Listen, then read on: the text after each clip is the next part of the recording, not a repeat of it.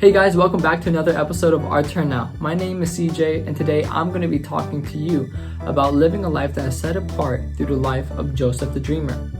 As children of God, we are automatically set apart and have a divine calling and purpose in our lives. Joseph was faithful to fulfill the calling that God gave him in his life. So, let's turn our Bibles to Genesis 37 and let's get started.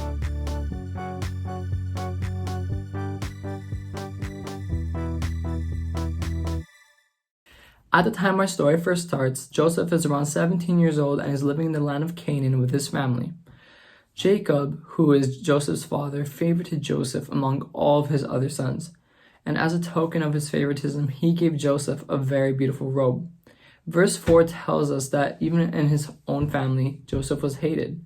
Joseph was hated because of Jacob's favoritism towards him, and his own brothers wished him dead. Now, in our own lives, we probably don't experience something like that to that extreme, but I'm sure that there's situations where sometimes you're the outsider, whether it's at school, in your own friend group, maybe even in your own family. Today, we're going to be able to look at how Joseph dealt with this. Verses 5 to 9 tell us about Joseph's two very important dreams. The first being that all of his brothers' sheaves of wheat would bow down to his, and the second, that the sun, the moon, and 11 stars were bowing down to him. When Joseph told his brothers about his dream, they were enraged and they plotted to kill him. One day, when Joseph was sent to work in the fields along with his brothers, when his brothers were about to kill him, one of the brothers named Reuben stopped them and convinced them to rather trap him and sell him into slavery. They were so consumed with their hatred of their brother that they sold their own brother into slavery. But this was all part of the divine plan that God had already given Joseph. Joseph would be sold to Potiphar. Potiphar was one of the Pharaoh's most trusted officials. And because of Joseph's faithfulness to God, God blessed Potiphar's household. And Joseph, as a result, would be promoted to the household's caretaker. Joseph, despite being an outsider, made the best of the situation and remained faithful to God. But Joseph would be tested again. This time, Potiphar's wife would make a move on Joseph.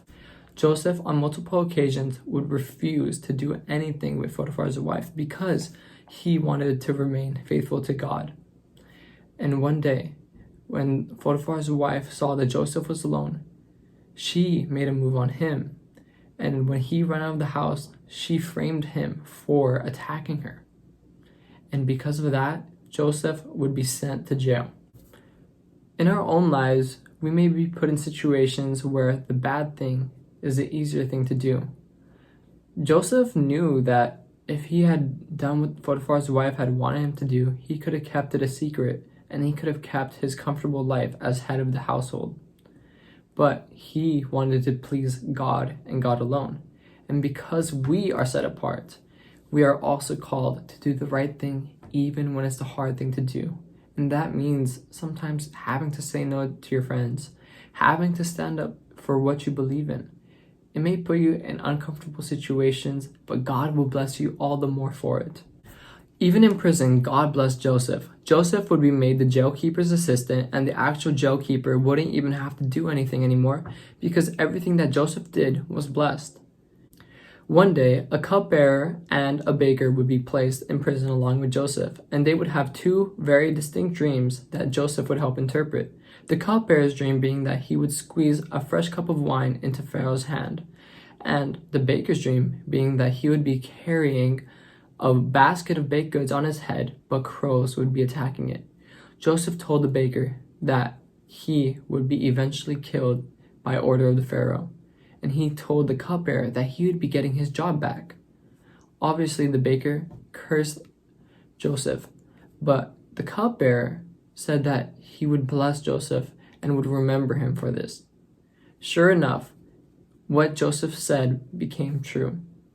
But the cupbearer forgot about his promise to Joseph, and it would be a couple years before he would be released from prison. 2 years later, the cupbearer would remember Joseph when the Pharaoh was plagued with dreams that nobody else could interpret.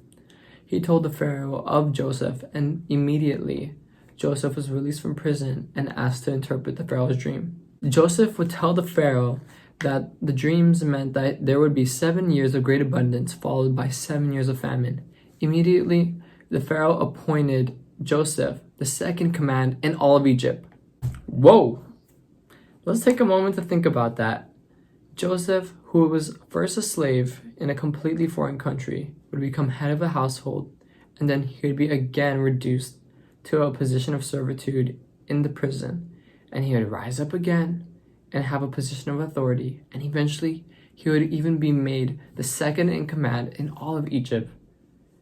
God is an awesome God, and God wants to do that in your life too. Growing up, you're faced with lots of choices, but as children of God, we are called to be the salt and light of the world. We are supposed to show others what Christ's love is like and what it means to be a Christian. Unfortunately, that means sometimes you'll have to sacrifice things that you'd want to be doing, but you actually know isn't what you should be doing. God wants to use you just like he used Joseph, and each and every one of you have a special calling that can be used to glorify God's kingdom.